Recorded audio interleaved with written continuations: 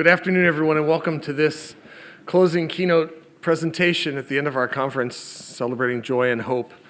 Thank you for your endurance, your perseverance, and your presence here.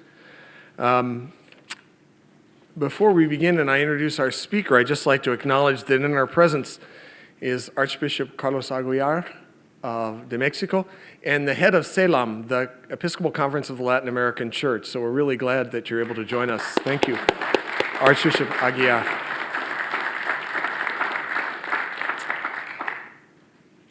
Our speaker this afternoon is Cardinal Wilfrid Napier, a Franciscan, was born in the early 1940s in South Africa, joined the Franciscans as a young man,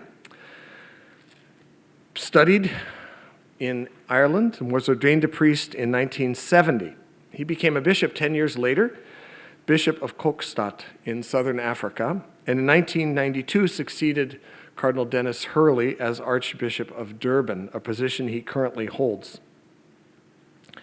Cardinal Napier is a member of the Episcopal Board of the International Commission of English in the Liturgy, ICEL, and when he was named cardinal in 2001, he received the titular cardinalate of San Francisco de Assisi ad Aquila in Rome, I think, one of the Roman churches. So he would have been at the conclave that elected Benedict XVI and Pope Francis. He's also recently been named one of the general counselors to the Synod of Bishops, one of the few in that circle who assist the Pope in governing the Church internationally. In addition, 1 year ago he was appointed one of the cardinal members of the Council for Economic Affairs that's overseeing the Vatican's work in its banking and financial sector. Very important work that is very timely and in the news. There's a book review, last Sunday's New York Times book review, a review of a book about the Vatican's finances. The review wasn't very flattering. I imagine the book is more serious. But Cardinal Napier is among those who are seeking to put that house in order. As someone who, assisted by Bill Purcell these last few days, has helped host Cardinal and Father Kevin Sandberg, my colleague at the center, I just want to say what a delight it has been to have him at Corby Hall. He prayed morning prayer with us this morning, could not be a more gentle, humble member of our community, and we're really grateful to have him here, along with Bishop Ramirez, who also stayed with us at Corby. So I do thank the Corby community for welcoming the two of them. It's been a delight to have you here, Cardinal Napier. Thank you very much for coming to Notre Dame for the first time. We hope you'll come back often to grace us with your presence, and we look forward to your discussion today about the impact of Gaudium et Spes on the Church and society in Southern Africa. So please join me in welcoming Cardinal Napier.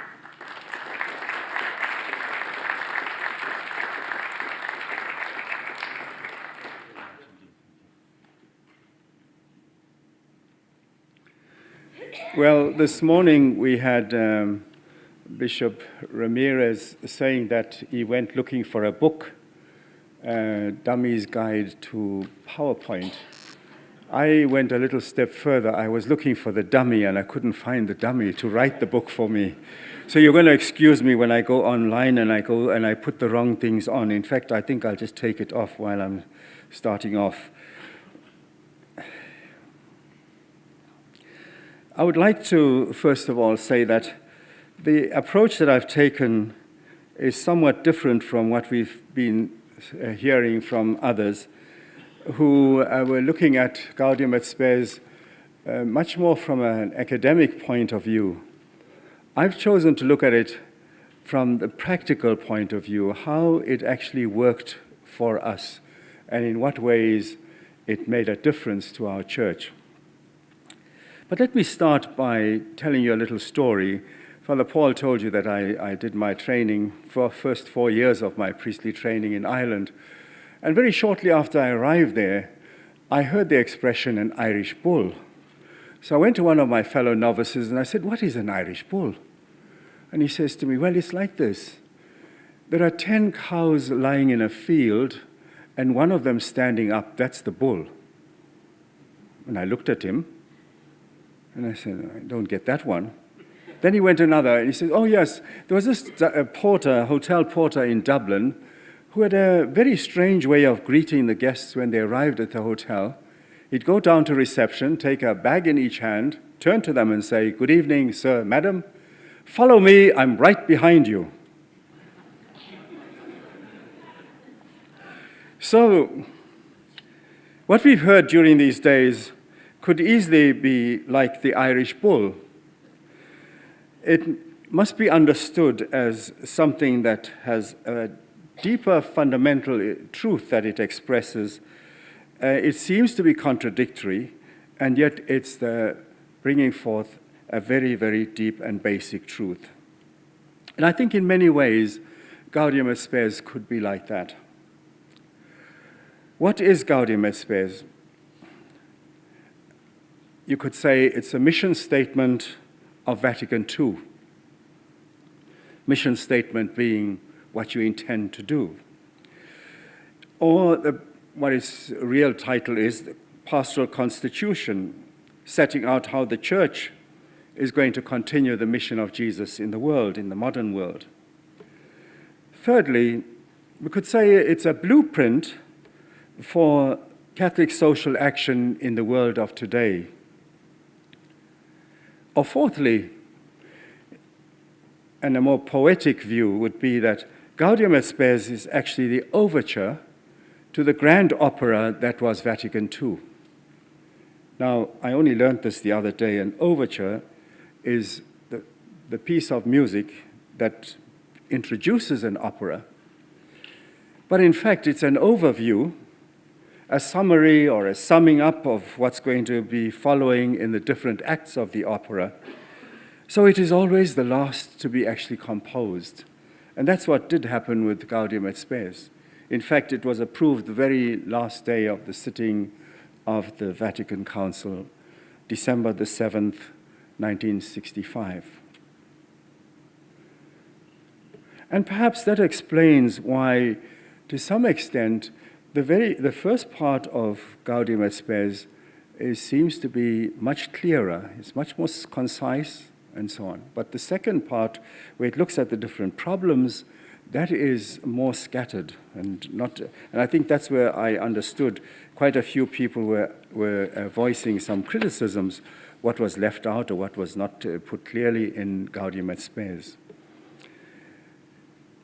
So if we look at the grand opera that was Vatican II, I find that after composing the other parts, including Lumen Gentium, the dogmatic constitution of the Church, which probes the mystery of the Church and explains the nature, the purpose, and the aims of the Church, the goals of the Church, the Vatican Council set out to explain how the Church was to be present in and was to make an impact on the world of its time, or indeed the world at any given time. That's why we're still talking about Gaudium et Spes. It's about the Church making an impact on the world of its time. And that's where we find ourselves here. So Gaudium et Spes, in a very real way, is interpreting how the Church, which was instituted to help the human race understand its place and role in the universe. And I think with global warming, climate change, and so on, we realize that our responsibilities as human beings are not simply in this world, but they extend beyond this world. And it's not just this world, but it's also the universe. And the purpose for doing this is to continue the mission which Jesus entrusted to the Church, namely, go make disciples of all the nations, baptizing them into the life of God and teaching them to live the gospel in all things. Gaudium et Spes then goes into looking at the situation of man in the world, that modern world of 1960, 65, and it records that this was a time of profound and rapid change, of true cultural and social transformation with serious repercussions on man's spiritual and religious life. I'm sorry, I'm going to be using the word man in the generic sense of the word. I won't be saying he, she, and so on. So excuse me if I sound sexist, but I'm not intending to be that at all. The second thing is that it was a time of unparalleled abundance of wealth, resources, and economic power, but also, ironically, a time when an equally unparalleled number of people were tormented by hunger, poverty, injustice, underdevelopment, and displacement. Well, if that's what Vatican II, in the form of Gaudium et Spes, was saying in 1965, I think it's 100 times worse today. So the challenge is even greater today than it was then. It was a time when the human person was searching almost desperately for a better world, but in doing so was doing so without the corresponding spiritual development. And that's something I've heard here as well in some of the workshops, that the spiritual development has not accompanied the other developments that have taken place. It was a time of migration from rural to urban, agrarian to industrial forms of life and activity. A time when the media had an enormous impact on life. And if it had it in 1965, it's even much more today. And finally, a time when the general impact of this new culture on religion was to remove God and things divine from their central place to the margins, if not to no place at all in our life. As a result, the human person's basic and integral relationship with creation and his responsibility for its preservation is almost mortally wounded. This is especially true if creation includes especially people in need of further development, economic, social, political, and cultural. So to sum up that first part of what Gaudium et Spes says it's about, the modern world shows itself at once powerful and weak, capable of the noblest deeds or the foulest, before it lies the path to freedom or to slavery, to progress or retreat, to brotherhood or hatred. I'll just go through because it helped me to understand how Gaudium et Spes had an impact on the church in Southern Africa. Just to run through a summary of how I understood and I understand Gaudium et Spes. The first part is the church and man's call. And the first question that the church must ask itself when faced by the complex human situation in the world is this: given God's presence and purpose in the events of human history, what is the church's primary task? Is it not to decipher and assess the values which the human person holds and prizes most highly, in particular those that correspond most closely to his total vocation and therefore render his life and activities most truly human? So Gaudium et Spes is saying to us really that when we look at the human situation, the human person, the situation where they are, what we've got to look at is how close or how distant are the human beings of today to what is truly human? I suppose another way of putting it is, how closely do they reflect the image and likeness of God? The first chapter then of the first part of Gaudium et Spes is human dignity. It starts off with the question, what is the human being? And we consider that this morning we're talking about slavery and about this, that, and the other. That question is still alive today. What is the human person? What makes the human person special? For the church, what makes the human person special and therefore gives him special value and worth is that according to the sacred scriptures, he has been created in God's image and likeness and is therefore capable of knowing God and loving God. So that's what makes the human person special, knowing God and loving God. Secondly, the human person has been appointed by God to be the master and the caretaker of all earthly creatures. Perhaps in some of the talks this morning or of these couple of days, more emphasis was put upon dominating nature without looking at the caretaking role of it. Yes, it does say master it, but you also care for it. Thirdly, no human person was created as a solitary being, for from the beginning, male and female, he created them. So as a social being, by its innermost nature, the human person is meant for interpersonal relations. And fourthly, although the human person was created in a state of wholeness or even holiness, and the words in Genesis, behold, it was very good, seem to convey this here, that God saw the human person in his best possible light. Therefore, the human person is, since he split away from God, split within himself now. He's the theater of a dramatic struggle between good and evil, right and wrong, truth and falsehood, light and darkness. And lastly, the scriptures tell us that through God's divine plan of salvation, the human person has the possibility of receiving the Holy Spirit, who works in the depths of consciousness of our conscience, summoning him to love good and avoid evil, to do what the voice of conscience speaks to his heart. For man has in his heart a law written by God. To obey it is the very dignity of man. According to it will he be judged. Conscience is where he is alone with God, whose voice echoes in his depths. This is the basis of the human person's dignity, which gives him a special place in creation and is also the reason why he is called to communion with God. The next section, chapter 2, speaks about the human community, about the organization, interpersonal relations, and so forth. So that's taking us to the level where we love God, we know God, we love God. Now we've got to know and love our neighbor.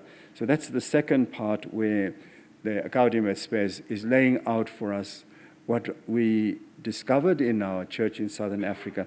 This was going to be the basis upon which to build whatever we were going to do in order to remove the policy of apartheid.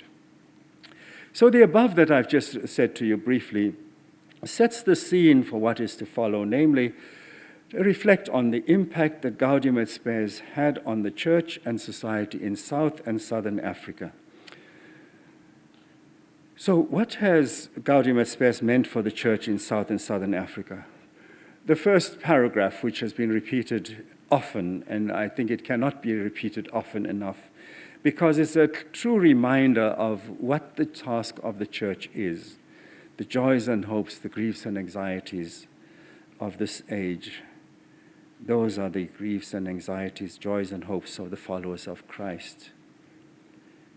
Indeed, nothing genuinely human fails to raise and echo in their hearts, for theirs is a community composed of men united in Christ. They are led by the Holy Spirit in their journey to the kingdom of their Father, and they have welcomed the news of salvation, which is meant for every human person. That is why this community realizes that it is truly linked with mankind and its history by the deepest of bonds.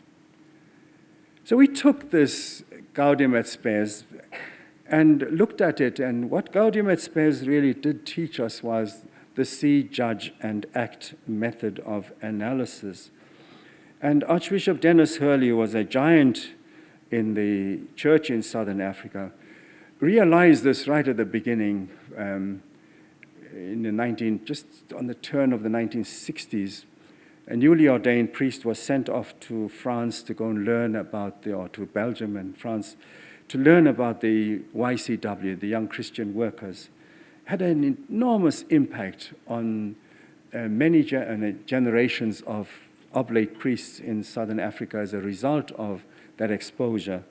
And see, judge, and act became a way of life for the church in Southern Africa. So it was no wonder that when Gaudium et Spes came out, when Evangelii Nuntiandi followed Gaudium et Spes, the conference immediately set about addressing how to implement these two documents and use the see, judge, act method of doing it. The first effort then to respond to Gaudium et Spes and Evangelii Nuntiandi was a project called ETSA, Evangelization Today in Southern Africa. And this project began with a survey of in all the dioceses. Each bishop was asked to go and survey his people to find out what was actually being done in the diocese, in the areas of healthcare through hospitals and clinics, in education through the schools, the creches, and the colleges, for welfare through the hostels for women workers in some of the cities, children's homes, school hostels, community development, through self-help projects, and so forth. So these were immediately going to be looked at as a way of implementing Evangelii Nuntiandi, in other words, the new way of evangelizing in the spirit of Vatican II. And the plans were afoot. The thing was going ahead quite well, and then came a most amazing thing. On the 16th of June, 1976, there was an uprising among the Soweto students, black students, objecting to the imposition of Afrikaans as the language of tuition. And that started a whole revolution, to the extent that the bishops abandoned the ETSA project. They said, this is not where the crisis lies. The crisis lies in how do we respond to what is now taking place, because it started with the students, but it became quite a movement among all the black communities. So introspection occasioned by Gaudium et Spes, Evangelii Nuntiandi, and the Soweto students' uprising compelled the bishops to examine their conscience very closely about how to address the anomalies that existed before they went on to make any new plans. And one glaring example of this was the that if we continued as a church to observe the law of the land, then most of our church members would not have access to our top qualities Catholic schools, hospitals, clinics, homes, and other institutions. So in effect, we could not live as a church of brothers and sisters we're bonded together in Christ. A second anomaly that appeared when the bishops started looking more closely at this was the discovery that the composition of our Catholic Church was terribly skewed, fatally skewed. 80% of the laity was black. 80% of the priests were white. So how do you run a church that has got those skewed proportions? So what did they do? The first thing the bishops did then, after Soweto at their next plenary session in January 1977, was to look closely at how do they, on the one hand, respond to the Soweto uprising and the consequences for the country, and secondly, carry out their project of evangelization in the spirit of Gaudium et Spes and the Vatican Council. So they drew up and issued a declaration of commitment on social justice and race relations within the church. With this declaration, the bishops bound themselves and the entire Catholic Church to a policy of open and full access by all Catholics to all Catholic institutions. In other words, a defiance campaign had started.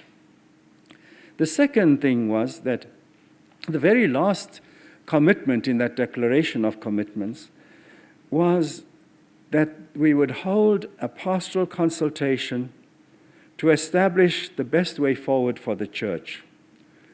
Each diocese was to run this consultation. The results, the reports from the diocese were collated, and then we had an interdiocesan pastoral consultation in a place called Hammanskraal, north of Pretoria, in August of 1980. And there, the church met, the biggest gathering of the church in Southern Africa. I think to date it will still be the biggest one. Clergy, laity, religious, priests, bishops, it was just everyone was there. And a whole plethora of suggestions, recommendations came out. And these were put together then in some kind of order in a vision statement for a pastoral plan. And having considered all the different things that Gaudium et Spes was saying about the role of the church, what our situation was telling us we needed to do, we came to the conclusion that if we were going to set a vision document, it should include these three words: community, serving, humanity. So the first part is community. Where do we get our model of community?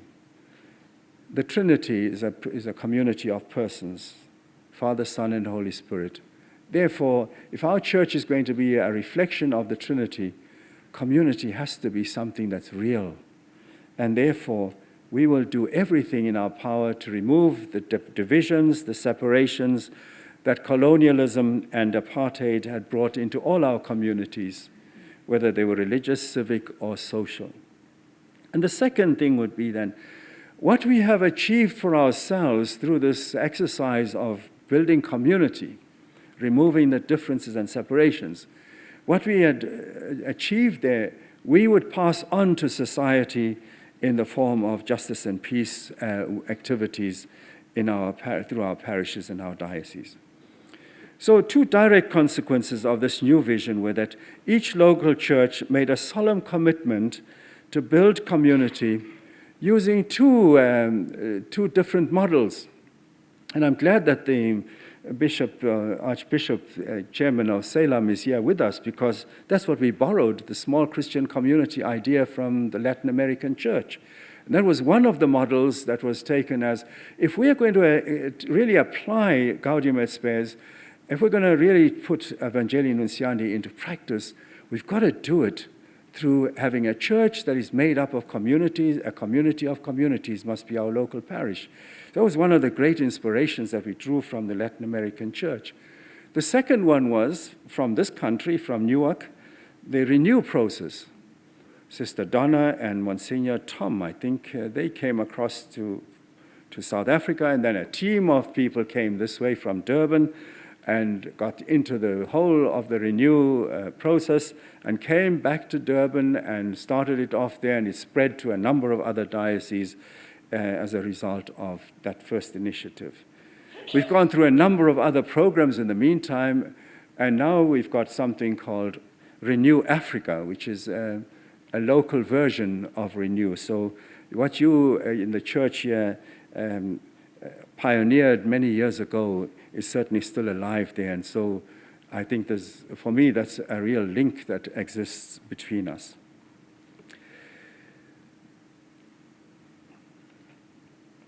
One of the main problems that we had to face I've described for you now what took place within the church community. But we had to go beyond that. And Gaudium et Spes says we must go beyond that. Because if people's lives are being affected, we've got to look at the things that are affecting those lives. So we got ourselves involved in politics. And even today one hears the question, why is the church involving itself in politics?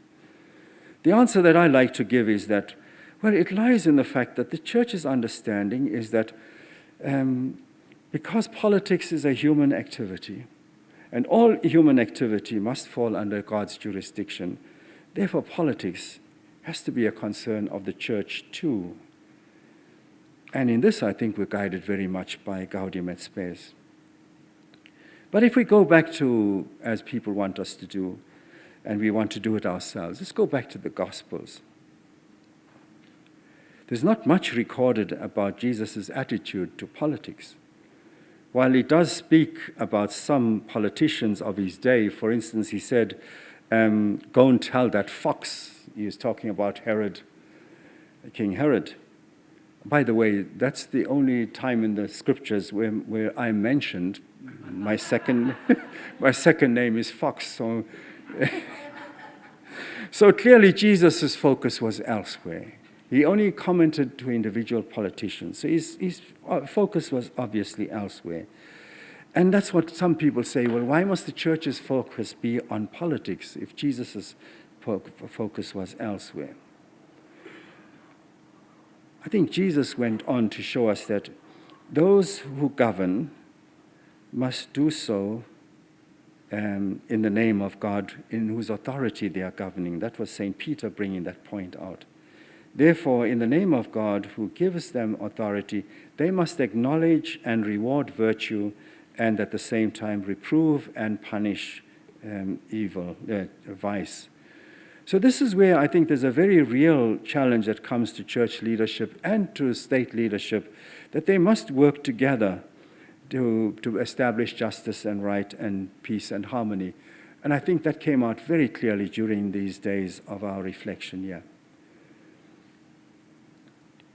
Second point is, when Jesus mandated his church through the disciples gathered on Mount of Olives, I believe he was all-inclusive. When he says, go make disciples of all nations, baptizing them in the name of the Father, Son, and Holy Spirit, and teaching them to observe everything that I have commanded you, he was excluding no one and no activity and no area of life from coming under the effects of that commissioning. So the Father's kingdom was what we were to establish. And isn't that God's supreme authority being exercised over all of creation? Therefore, if we are doing that, we're doing what God wants his church to do. That was the basis upon which we built our pastoral plan, drawing very strongly from Gaudium et Spes. But there was another source which came to our assistance, and that was the Regional Conference of Bishops, IMBISA, which stands for the Interregional Meeting of Bishops in Southern Africa. And that goes across the whole of Southern Africa, from Angola to Zimbabwe to Mozambique and all the countries to the south of that, namely Namibia, Botswana, Swaziland, South Africa, and Lesotho. We met a number of times in Mbisa, and the main thing that came out of Mbisa was two things. The poverty of our area. We had to do something as a region. The refugees that were in our area during the struggles in Angola and Mozambique for independence of those two countries, Zimbabwe the same, and then eventually South Africa was the same too. So Mbisa had to take a very active role. And this was when the see, judge, and act method went into another one, which I saw illustrated here the other day, the pastoral cycle. We went through that and used it on a number of occasions for a number of different issues. Some of them being, how do we deal with the question of poverty? How do we deal with the question of the poverty of the church in this sense? In the past, we were very dependent on our sister churches overseas. As each country became independent, so did the sources of revenue dry up. So we had to then look at how do we become self-reliant, and this is where the Mbisa conferences were a great help to us. They made us realize that if we're going to do the work that Gaudium et Spes says we must do to be there with the poor, then we have to work with the poor, where the poor are, and using the resources that are with us. So we had a number of workshops for the bishops, and we learned a lot in Southern Africa, so that from the other bishops' conferences where they had confrontations with their government, we also could learn how we were to do that as well. So I'd like to just put some few examples of how this happened in the case of South Africa from the 1980s, the middle of the 1980s onwards. As I said earlier, when we started implementing the ETSA project, it was looking at evangelization ad intra. It was very much an ad intra thing. But when we took the pastoral plan, there it became clear that we have to engage outside of ourselves. Then came the changes in the situation in Angola and Mozambique. And a tightening up and security and all that started taking place in South Africa. So lots of activists were getting arrested. Lots of them had to flee into neighboring countries. Some came overseas. And the church found itself then having to live out the Gaudium et Spes' imperative that where the people are, that's where the church must be. So we found ourselves going to visit the ANC in Zambia, in Lusaka, to talk to them about how they envisaged actually getting the country liberated from apartheid. But in particular, we were worried about the armed struggle, the violence that was taking place, the fact that innocent people were being killed. And so we also wanted them to urge them that negotiations were the only way really to arrive at a solution that would, first of all, we'd have a country still more or less in one piece, and relationships would not have been damaged the way that they had been damaged in some of the other countries where the struggle went right to the last point. So we found ourselves engaging with the ANC, engaging with the government, but with the government we took a much harder line because they were really intransigent. We had a meeting, a delegation from the Bishops' Conference with P.W. Botha when he was president, and it was the most difficult meeting I've ever been at, because he was completely confident that they could carry on forever as a minority government and hold down the others. But we had some interesting exchanges in that field. He was ousted then, not long afterwards, and F.W. de Klerk had a very different approach, and I think that was a real godsend. But it was because of the pressure that had been building up all along the way. We also had meetings when the 1990 F.W. de Klerk lifted the ban on all the organizations that had been in resistance to the government or liberation movements.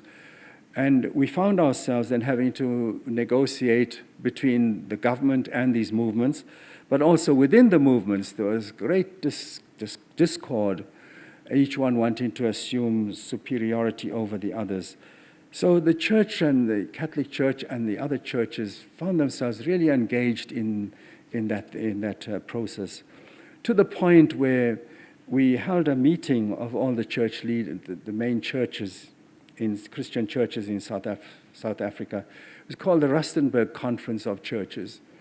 And there was where the foundation was laid for a united Christian effort against apartheid.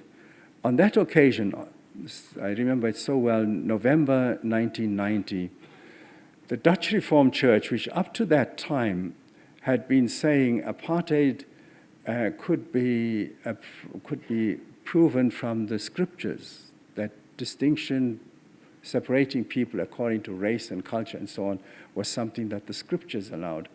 But on that occasion, they agreed with all the other churches, apartheid is a sin and it cannot therefore be justified by the scriptures.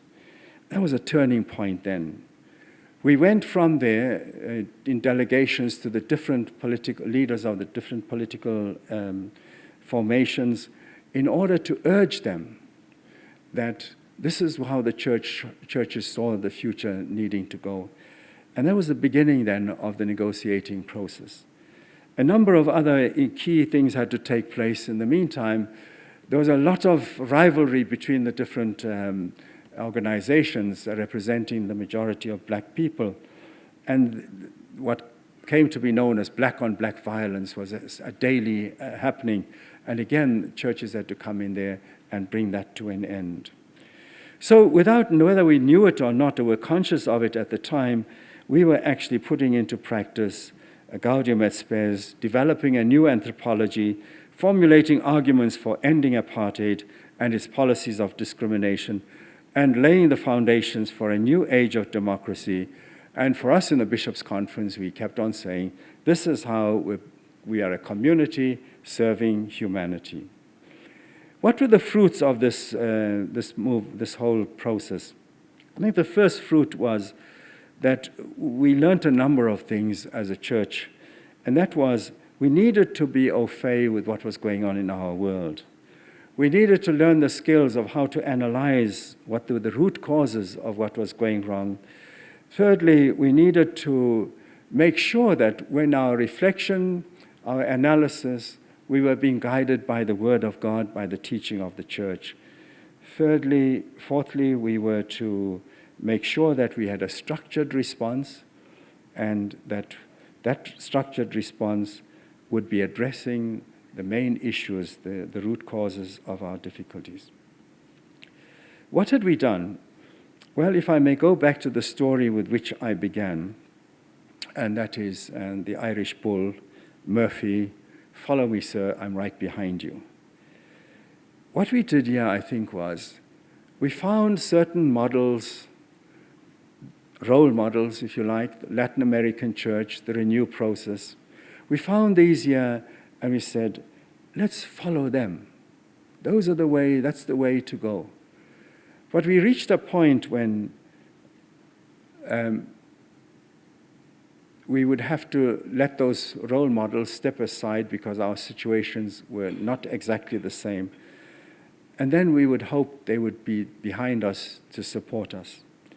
One example of that was when at a critical point, and that's the point where things started changing and P.W. Botha lost his control over the country and over his party. The sanctions, and we had a real, very difficult debate about should we support sanctions or should we not, economic sanctions. And eventually, we said, if the sanctions are going to be approved by those who are going to suffer, if they're not going to increase the violence, then we would support them. And in fact, that's what happened. So I'd like to just end by saying Gaudium at Spes has been for the church in Southern Africa a blueprint that has helped us to find a way towards a church that is alive, a church that is working very hard to be self-reliant, and at the moment, a church that is restructuring itself in order to meet the latest demands. And in all of this, I think that See, Judge, Act, or the pastoral cycle, these have been key in helping us to arrive where we are. And I'd like to say thank you to all of you here for the support that you've given us in various ways. And we are where we are because of you. Thank you, and may God bless you. Thank you.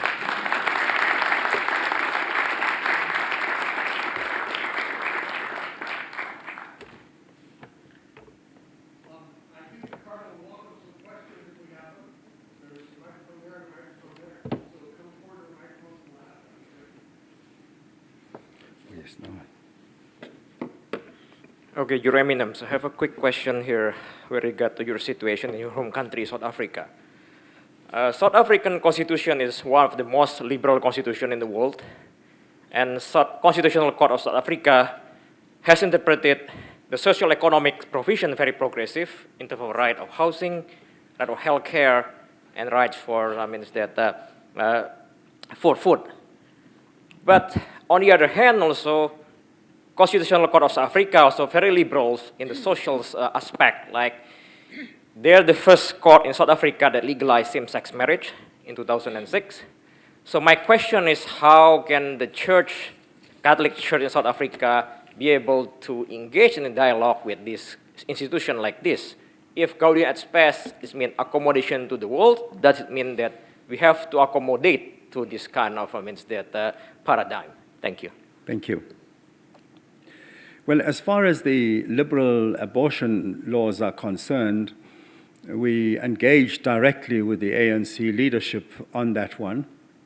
They promised us that they'd come back to us when they had consulted their principles, as they put it, and that was the last we heard of it until the act was passed in Parliament.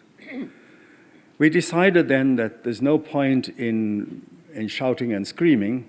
Let's do something that's going to make a difference. So in Durban, we've set up about 7 or 8 homes where women in crisis, pregnancy crisis, and other violence crisis in the family, where they can find a place of refuge. We also, some of the homes are used for children with HIV and AIDS. And in general, we're trying to show that when we say abortion is wrong because it's, the life is precious that is going to be killed, we are trying to offer some way in which the women have a way out of that there. We've also tried to support and help any of the pro-life movements. There's one movement called Birthright, which operates throughout South Africa. And we have a close relationship through our own movement, which is called the Right to Live campaign. And through those things, we try and deal with that there. As far as the things like same-sex marriage and so on, we've tried on a number of occasions to have meetings with President Jacob Zuma, but somehow he just keeps on fopping us off. So at the moment, we're still working on how can we best bring about a change. I think the one way in which we can do it is not by arguing and fighting with the government, but by taking seriously the two signs that I believe are from God, that this is a time of real decision for the church. The two synods that Pope Francis has called. The first one last October, where the main purpose was to set out the various problems as they face the family, and in particular with regard to its evangelizing mission. The second one now is, what do we do to equip the family to take on those roles that will eliminate the problems that were there before? So what's the challenge ahead of us? I think the challenge ahead of us is that we have to look as a church in Southern Africa, and I guess it's wider than that. If the problems of marriage are more or less the same for Catholics as for non-believers, the rate of divorce is very much the same.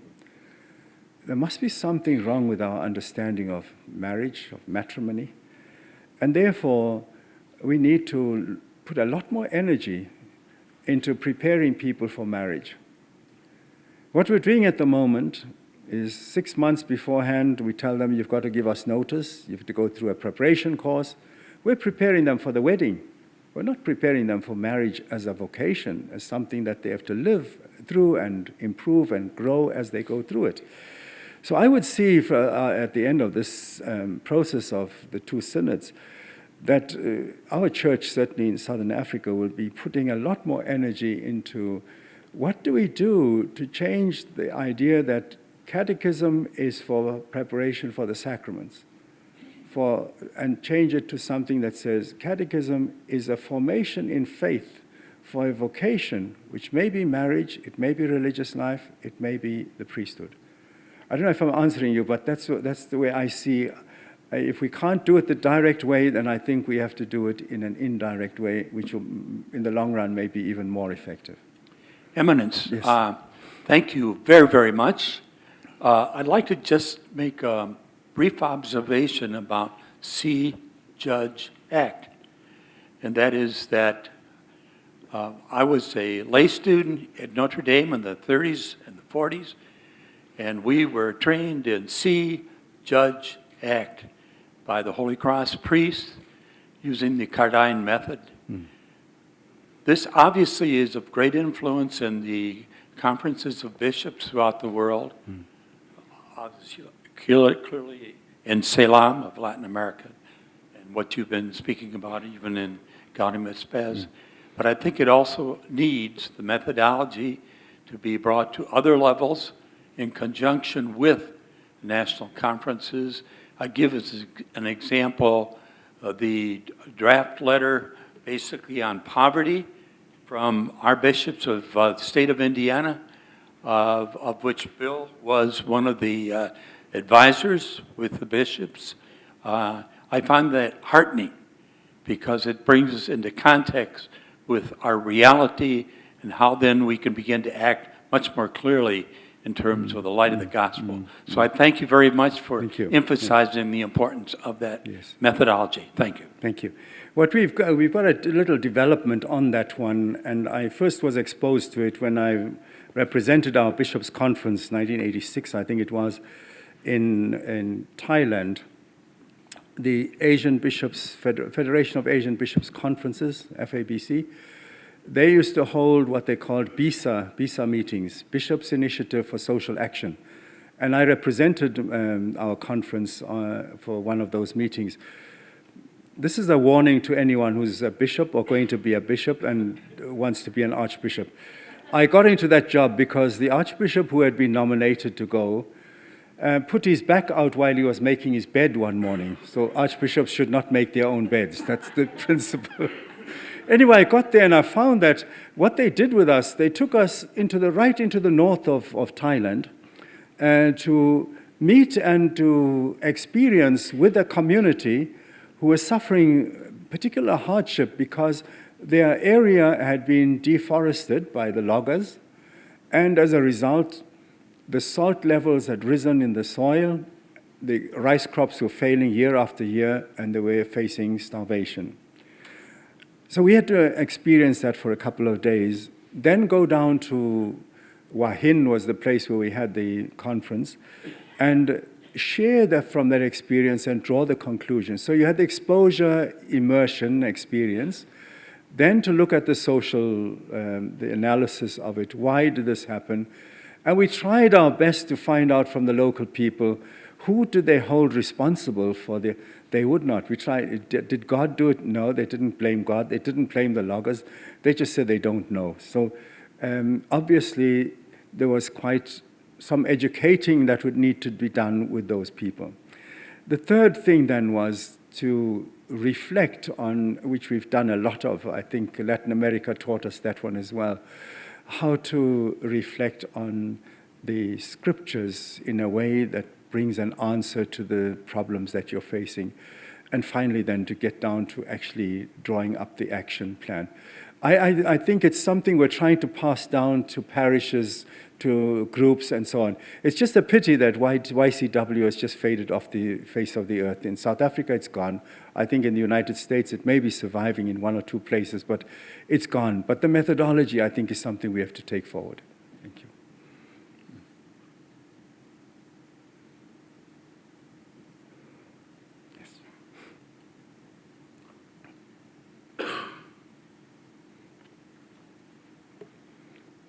Thanks so much, Cardinal Napier. I'm aware that when you would have been in formation, a lot of the Catholic seminary education in South Africa would have been segregated by the racial classifications of the apartheid state. And I know that broke down sort of in the 70s, I think, Yes. more or less. When I think about how ordinary Catholic believers, white, colored, and black, using those classifications, would have thought about their faith in relationship to the apartheid state and the evolving consciousness of the need for change that would have been a common experience, I would imagine, in the 30 years since you've been a priest, or 40 years since you've been a priest. I'm interested to know what you think helped people get a deeper faith perspective on the national assumptions that governed race relations. I ask this simply because in some ways we can be a little self-congratulatory in our country about some of the legislation that brought African Americans the vote much more easily, for instance, in the 1960s, and some of the ways we still have to go.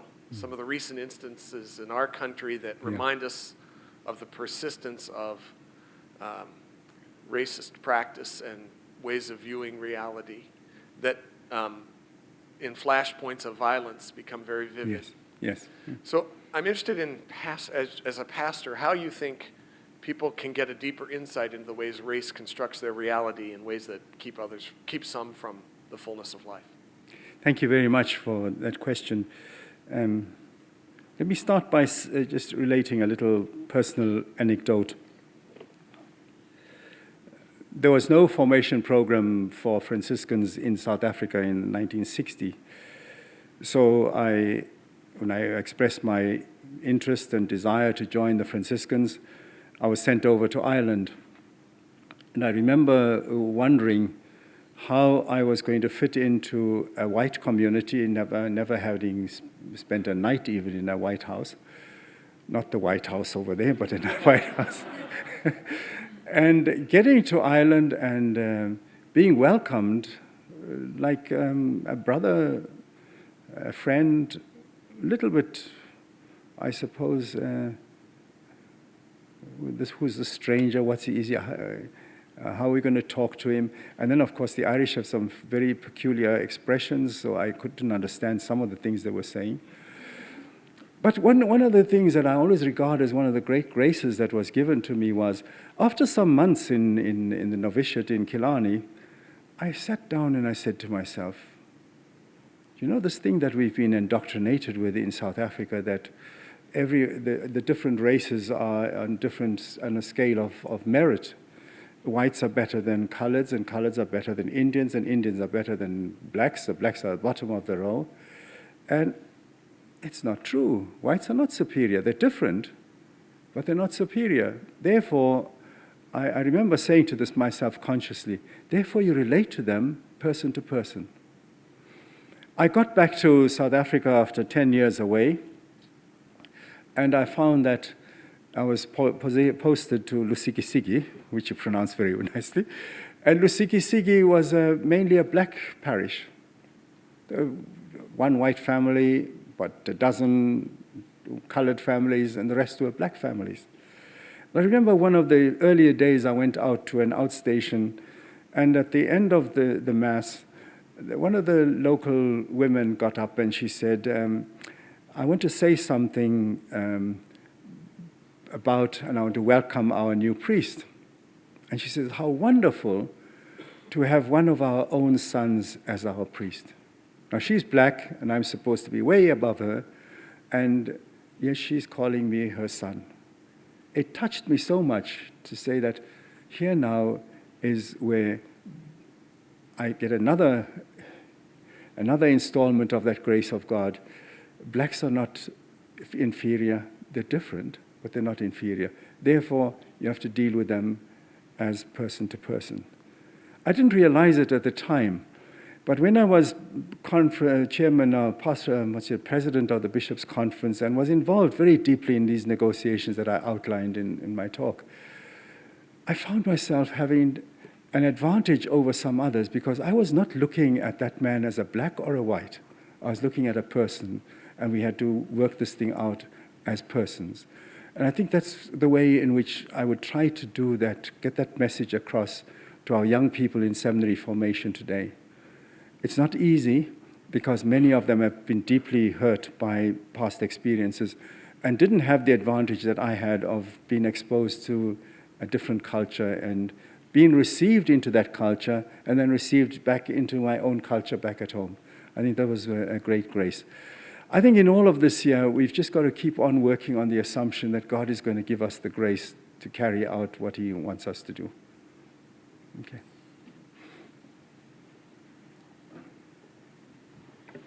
Cardinal, thank you. I was able to enjoy a lovely lunch with the Cardinal today, along with a couple of my colleagues at the Center for Social Concerns. Our conversation at lunch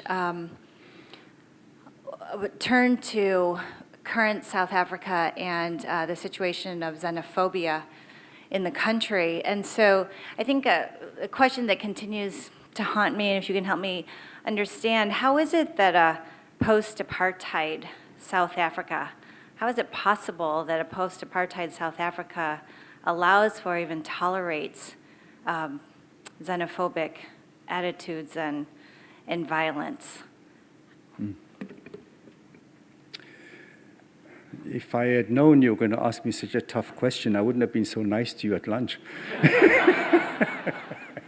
No, thank you very much for that, because it is something that's been exercising our minds as well. How can, especially when so many of our leaders who were in exile, were hosted by many of the countries from which the people are coming. Tanzania, Zambia, Zimbabwe, these all hosted our people. They actually had camps there, and local people had to sacrifice in order for these people to get what they needed. And it just does amaze me. And I can only think that it's this attitude of we were oppressed, we were the disadvantaged, now it's our turn to have everything. And it's an unwillingness to share. It's an unwillingness to accept that what we benefited from in the past, we must give those same benefits to people who come to us. I think a second very important reason is that's probably the first time that South Africans were getting into contact with black people from other parts of Africa. So they wouldn't have known how, there's no affinity, there's no sense of affinity. We talk very easily about we in Africa this and we in Africa that, but I don't think the words match the actual sentiments that are deep down. The third thing is people that are threatened, that feel threatened, will always react badly. And many of the poor blacks would be threatened by Zimbabweans and others who come down here who seem to have advantages over them and are getting better jobs. And so there's that envy and jealousy that takes place as well. The fourth possible reason is that I think our own government is not always as open to foreigners coming into the country as, and that message gets down to the people in the community. I don't know if I've answered you there, but it's a worrying prospect, yes. Thank you. If we could thank Cardinal Napier, who came again all the way from Durban, South Africa. So came a long way to be here. So again, for him to be here throughout this conference, if we could thank him and for sharing his wisdom with Gaudium and Spes. Thank you. Thank you very much.